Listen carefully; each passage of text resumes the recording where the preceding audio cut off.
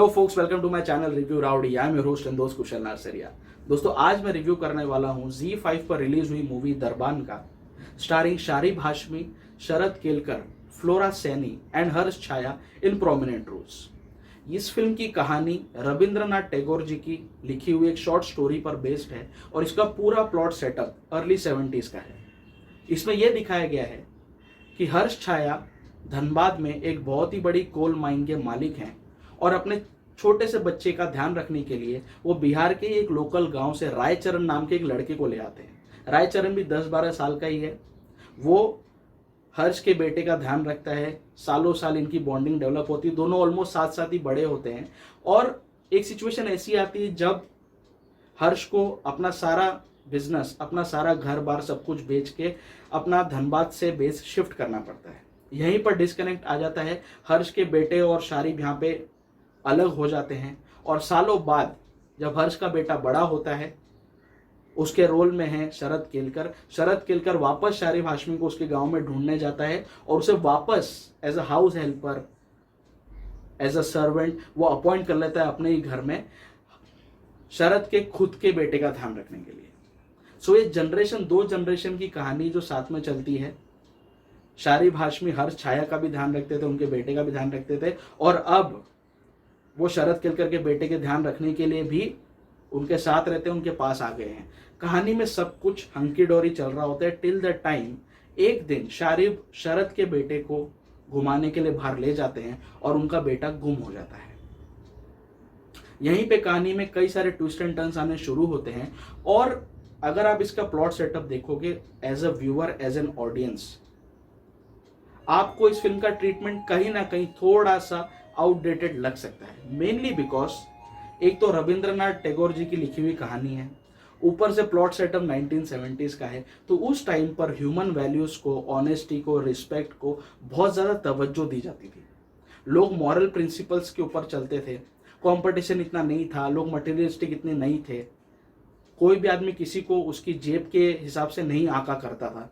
तो ये सारी जो चीजें हैं, ये एक फील गुड सिनेमा की तरह मूवी बनाई गई है। दैट इज द रीजन आज की ऑडियंस, आज की जनरेशन को थोड़ा इसका ट्रीटमेंट आउटडेटेड लग सकता है।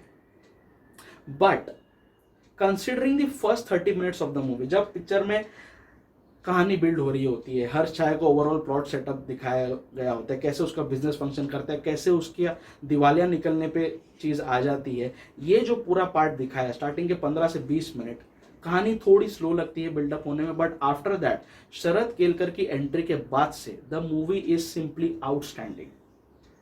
ऐसे कई सारे मोमेंट्स आएंगे जो काफी ज्यादा इमोशनली चार्ज्ड है, जो आपके आंखों में से आंसू तक निकाल देंगे। There are many highs and lows in this movie. Highs are comparatively way more than the lows. इस फिल्म को देखना चाहिए शारिब हाशमी की आउटस्टैंडिंग परफॉर्मेंस के लिए। I must salute this guy. OTT space में Sharib is really rocking the world. Indian cinema का standard ऊंचा करने में शारिब बहुत बड़ा योगदान दे रहे हैं। चाहे आप उनकी मूवी देख लो, फिल्मिस्तान, फुल्लू, राम सिंह चार्ली और अब ये दरबान, बहुत ही बेहतरीन काम किया शारिब ने और इनके साथ साथ शरद केलकर का भी बहुत ही अच्छा परफॉर्मेंस है। बाकी फ्लोरा सैनी, हर्ष छाया अपनी छाप छोड़ने में कामयाब रहे और ये पूरी फिल्म टेक्निकली तो 1.5 घंटे की है, लेकिन देखोगे इसको तो ऐसा लगता है कि काफी टाइम से मैं इस मूवी को देख रहा हूं, because there are many things which are been shown in this movie. एक पूरी जर्नी दिखाई है दो जनरेशंस की। It's a journey of a life. तो ऐसा लगता है कि बहुत सारी चीजें मैंने देख ली in just a run time of 97 to 98 minutes. The movie is extremely watchable. पूरे परिवार के साथ इसको देखा जा सकता है। इसमें कोई गाली गलौच नहीं है, कोई क्राइम नहीं है, कोई सेक्स सीन नहीं है, जो आजकल का ट्रेंड चल रहा है। ये फिल्म आजकल के ट्रेंड से, आजकल की वेब सीरीज से स्टैंड आउट करती है। The movie is high on human values, the movie is high on human emotions. Definitely I would recommend this movie to all of you. Time निकालो 1.5 घंटे का। ZEE5 पर ये रिलीज हुई है। टेक्निकली ये फिल्म मल्टीप्लेक्स के लिए बनी थी। इसका पोस्टर वोस्टर देखोगे तो कुछ मार्च या अप्रैल का रिलीज शेड्यूल था, but because of lockdown they have sold this movie to ZEE5 and now we are able to watch this.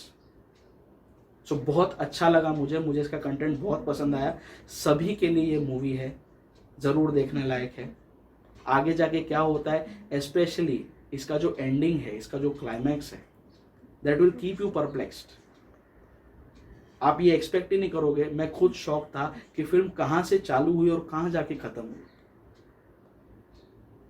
So I would highly recommend this. ये मूवी ज़रूर देखना, ZEE5 प्रीमियम पर ये movie available है। 1.5 घंटे का time निकालो और इस मूवी को देख डालो।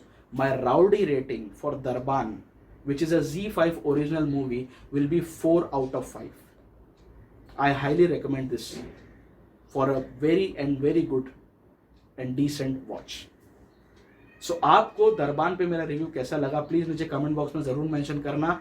आप लोग मेरे चैनल पर नए आए हो तो प्लीज़ मेरे चैनल को सब्सक्राइब कर लो। सब्सक्राइब करने के साथ साथ जो बाजू में बेल आइकन है उसको भी दबा दो, ताकि जब कभी भी मैं अपना कोई नया रिव्यू अपलोड करूँ आपको तुरंत उसका नोटिफिकेशन मिल जाए। आप लोग मुझे फेसबुक, इंस्टाग्राम, ट्विटर सभी जगह पर फॉलो कर सकते हो। सब जगह पर मेरे प्रोफाइल्स रिव्यू राउडी के नाम से ही है। The digital partner of this channel is 5 havoc digital and the को ब्रांडिंग पार्टनर इज चाय पकौड़ा प्रोडक्शंस। आप मेरे रिव्यूज चाय पकौड़ा प्रोडक्शंस के चैनल पर भी साइमल्टेनियसली देख सकते हैं। सो बहुत जल्दी मैं अपने किसी ना किसी नए रिव्यू के साथ, वेब सीरीज के रिव्यू के साथ आपके सामने यहीं पर पेश होऊंगा, at the same place on the same channel. मेरे साथ जुड़े रहिए, मेरे साथ कनेक्टेड रहिए, मेरे चैनल पर आते रहिए। स्टे ट्यून्ड, स्टे फिल्मी एंड स्टे राउडी।